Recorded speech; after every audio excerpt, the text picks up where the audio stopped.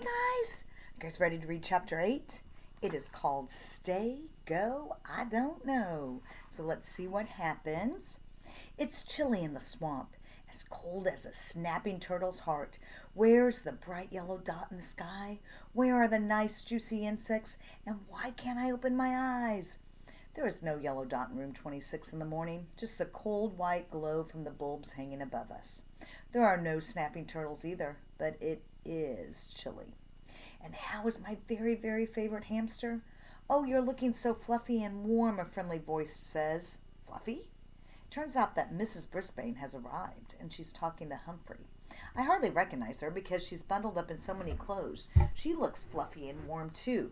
No wonder she likes Humphrey so much. Although I don't see what's great about being furry. I think my shiny green color is a lot nicer. Then our teacher turns to me. Good morning, Og. Mrs. Brisbane peers into my tank. It's very cold outside, so we'll make sure you stay warm today. Great, I reply. When she turns her sunny smile on me, I really do feel warm all over. Maybe this will be a fine day in room 26 after all. The students hurry into the classroom. Some of them rush up to my tank. Hi, Augie Woggy Froggy, Kurt greets me. Did you have a nice evening, Og? Saya whispers in her soft voice. Did you miss us? Yes, I shout. She and the other students gathered around all laugh because what they hear is a big fat boing. They like it. So in a hop, skip, and a jump, I boing again. Mrs. Brisbane laughs. Then she heads to her desk. At this point, Humphrey goes berserk. Squeak, squeak, squeak, squeak, squeak, he shrieks again and again. Is he jealous because I'm getting a little more attention than he is? I don't think so, because he's very focused on something outside of his cage. I hop up and down so I can get a better look, and then I understand. He's trying to tell Mrs. Brisbane about the piece of paper Aldo left behind. I want her to pick it up too because I like Aldo. So I hop up and down some more like a mad muskrat who just stepped into a hive of bumblebees. Boing, boing, boing, boing, boing, that means pick it up. Mrs. Brisbane turns towards us again. What is the matter, she asks, walking back over. Humphrey and I keep it up. Squeak, boing, squeak, boing, squeak, boing. What's this, Mrs. Brisbane asks, and then, whoo, she picks it up. That's good. But instead of reading it, she folds it up, takes it back to her desk. Humphrey and I squeak and boing and hop and holler. What's wrong with him, AGA asks. I don't know, Mrs. Brisbane says, but Humphrey and Og seem very interested in this paper.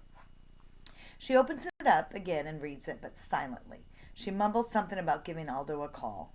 Tell us what it says, I call out. Squeak, squeak, squeak, Humphrey says. Unfortunately, Mrs. Brisbane tucks the paper in her desk drawer and starts class. Humphrey staggers into the sleeping hut. I guess all that excitement wore that little fellow out. The teacher's not even finished taking attendance when Heidi starts waving her hand. That's good, since she usually forgets. Mrs. Brisbane ignores her as long as she can, but she finally calls on her. What is it, Heidi? She asks. Mrs. Brisbane, I'm still really upset about Og, she says. In fact, I'm boiling mad. Simmer down, the teacher says. Tell me calmly why you're upset.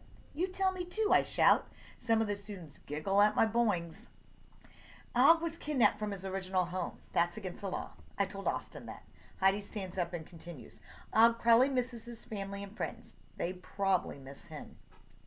I sometimes wonder if my old friends miss me at all. By now, Jumpin' Jack might have a new friend to race. Granny Greenleaf probably has a whole new class of Tads to teach. For all I know, my friends and family are leaping and singing just the way they always did. I don't want them to be sad, but it would be nice if they thought about me now and then. We should return him, she continues. We should call the police. Whoa, I'm not sure I wanted to call the police. I'd rather be in room 26 than in jail. But he's our classroom pet, Richie says. This time, he also forgets to raise his hand.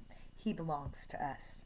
There are sounds of agreement from my other classmates. Is that true? I never thought of myself as being owned by anyone.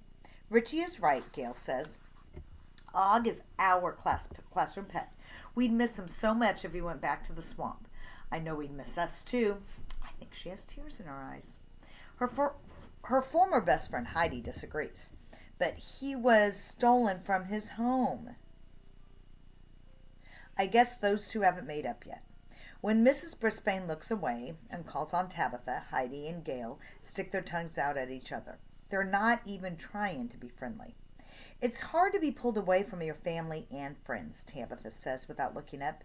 It happened to me. She swallows hard and pats her pocket. I'm pretty sure Smiley is in there. It happened to me too, I tell her. Boing, boing. When she hears my voice, Tabitha looks up from her desk for the first time. I do miss my swamp buddies. I don't miss the ornery snapping turtles and obnoxious bullfrogs. And there's so much happening in the classroom I haven't had time to think about swamp as much as I used to. Mrs. Brisbane stops and stares at the class. What do the rest of you think, she asks. I can't believe this whole room full of humans is arguing about me. It's nice that they're interested, but I'm not sure I'll end up back in the swamp. Possibly as nice, tasty dessert for Chopper or in a jail cell. Who knows, they might put me back with George. That would be worse than jail. Up until now, I liked the attention, but now I wish the Tads would forget all about me for a while. Mrs. Brisbane calls on Garth. He doesn't say anything at first. He just pushes his glasses up the bridge of his nose. Maybe, he says, maybe all animals should be in their own homes. I mean, maybe Humphrey should go back to where he came from, too. Everyone turns to stare at him. No, golden-haired Miranda says. I've never seen her talk out of turn before.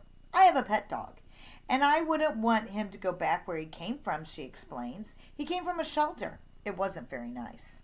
Hey, I'd miss Og and Humphrey too, Garth agrees, but they were taken away from their homes. Art isn't always paying attention to what's going on, but he suddenly moans, Don't take Og away. AJ agrees. Right? He likes being here. Right, Augie? I'm thinking of the answers when Garth speaks again. It's not what about we like. It's about what's best for the animal. Mrs. Brisbane takes charge again.